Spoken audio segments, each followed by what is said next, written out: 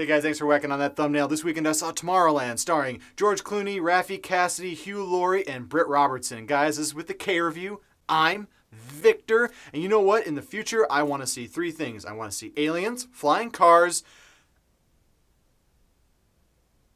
Can we make it sexy aliens? Think about it. With a K review.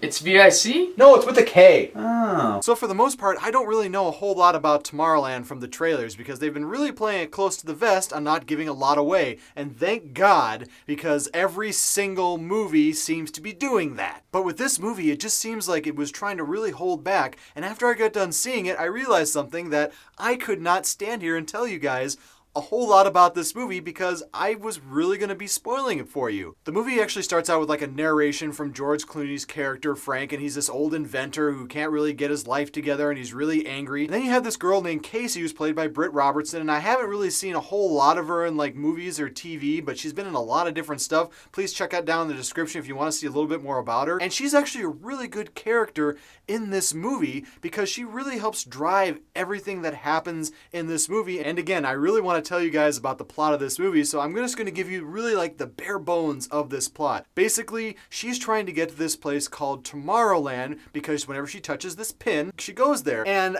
I didn't really know where this movie was going because for like the first hour and 15 minutes of this 2-hour runtime, it doesn't really give you a whole lot of explanation. It gives you clues here and there, but then it doesn't really give you those clues very nicely. You really have to kind of figure it out. And then the ending of the movie, I thought, wow, this is great. This is amazing. Brad Bird, who directed this movie, has done a really great job over the past couple of years of doing a lot of cool movies. He basically saved Tom Cruise's career in the Ghost Protocol Mission Impossible movie. He's directed Ratatouille, as well as The Incredibles and The Iron Giant. And he's done a really great job in this movie with the CGI and everything. Everything is completely flawless in this movie, the way that it's done and the way the story goes. And the only thing that I find a little bit weird with this movie is that it's actually rated PG.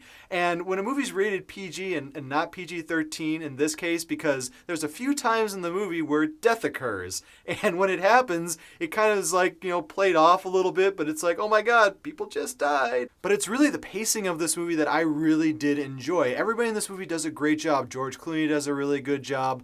Britt Robertson does a really good job. And then there's this girl in the movie that I don't want to really give too much about because she's really important to it and it's going to give more of the plot away. So what I'm going to say about this movie is that it is a really good family-friendly movie to go see. There are some violent things that do happen in the movie, and especially when one thing happens to one character, I laughed, and I really shouldn't have because it was really violent, and I shouldn't laugh at people getting hurt in movies, but it was kind of funny. And I'm a bad person for saying that, sorry. So what I'm going to tell you guys is that you should definitely go see this movie in theaters. I'm going to give this movie about a 3.5K review. I'm going to give it a really strong one because this movie does have a lot of good family features in it. It does have a lot of great messages for kids about growing up and being who you want to be. So go see it in theaters.